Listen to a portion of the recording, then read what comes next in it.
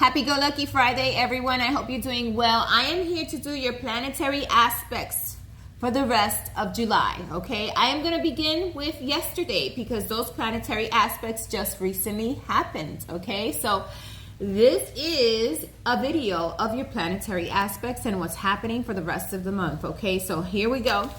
We're going to start by listing the aspects that happened from July 11th all the way down through July 31st. What's happening up in the skies with our planets, okay? The first one is on 7/11, which was yesterday. Venus enters Leo. This is all about grandiose displays of affection. This is about looking good, feeling good, taking that risk. You know, Leo's the risk taker. Leo wants to prove themselves. So they're the risk takers, right? So it's about taking a risk in the direction that you want to go, okay? It's about looking good, feeling good, being passionate about it too, okay? Then on 7/20, a few days down the line from now, we have Mars enters Gemini. That's all about being extroverted. It's all about bold communication. It's all about taking a leap forward, not worried about the consequences, not worried that people may not receive you well or the message may not be received well. You're just taking that risk, okay? And it says bold communication, jump from one place to the next. You're going to be going everywhere, party time, okay?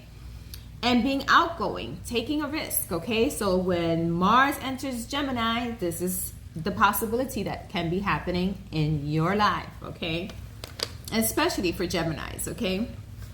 Then on 7/21, we have the second full moon in the sign of Capricorn. This is a strong full moon, okay?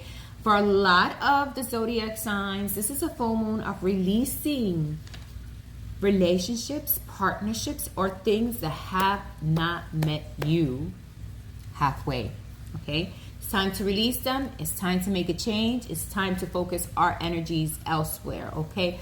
And even focusing our energies on things that we really want in our lives to achieve, okay? We want stability. We want to see that our effort is coming back big time. Money, stability, abundance, okay? Knowing that you have that inner stability to do what it is that you want. This is what this full moon is all about, okay? It says, enjoying the fruits of your hard labor, attracting and working on what you desire to achieve, letting go of space or things or persons that make us feel insecure, cementing stronger partnerships or creating stronger partnerships, friendships, and family ties. This is all possible during this full moon. There is even a possibility of cementing strong relationships and proposing to get married during this full moon. So this is an exciting full moon of releases and of also making something concrete that has been a stability in your life, okay? So wonderful messages from this full moon. Wonderful things that are happening with this full moon. If it's about something you're releasing, remember that whatever you release, make space for what is going to be in your same energies. So never forget that. Releasing doesn't mean that you've lost. No.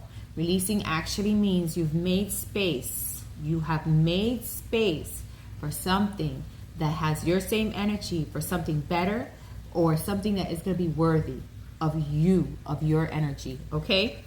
On 7/22, the sun enters Leo. Hey, it's going to be Leo season where it is exalted. It is. The sun is exalted in Leo. Leo represents the sun, right?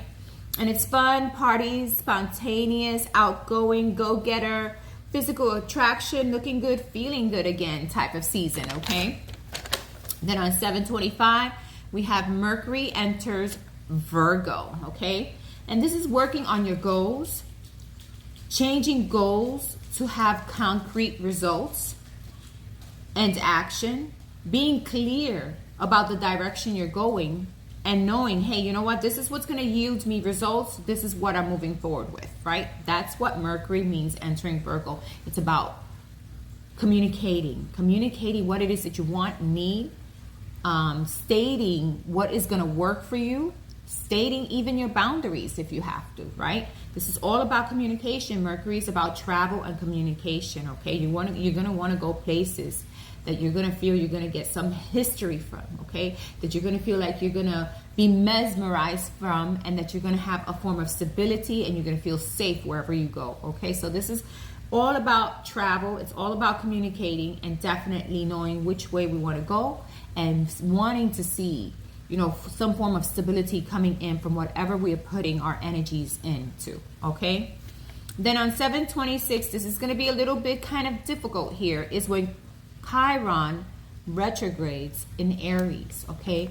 This will be affecting Aries, the zodiac sign, okay? And everyone else, okay? Because we don't know how it's going to affect everyone. We only think that this is what happens when planets go retrograde, but there could be a different energy to it also, right? Depending on where you're at and where is your frequency and your energy, okay? So it says Chiron is an asteroid, and it is of healing wounds, past issues, past mistakes, healing them and growing from them. In the retrograde, it's going to be very difficult or chaotic. You're going to be in your emotions, right? You're going to be, you know, very into very chaotic feelings and thoughts, how we feel about ourselves, how we feel about others. Are they meeting us halfway? Are we unsure or unhappy where we're at?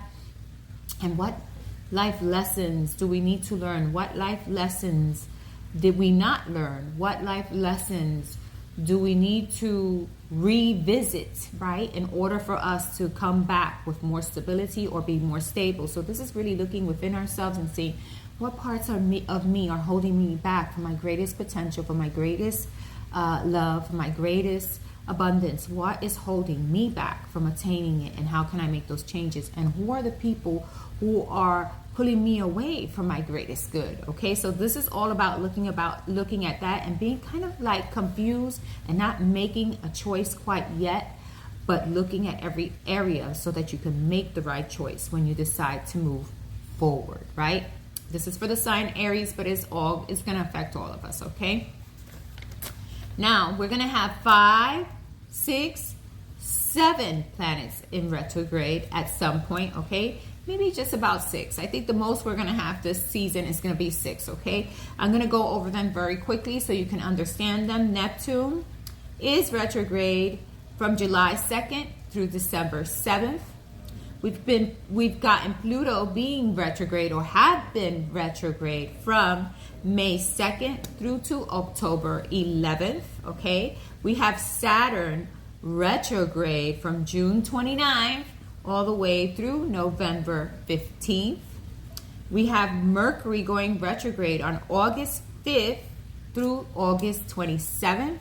And again, Mercury will go retrograde on 11/25 through December 15th. I feel Mercury retrograde pretty strongly, so I have to be careful with the decisions I make or the things that I'm doing, and always come in a more positive energy, right?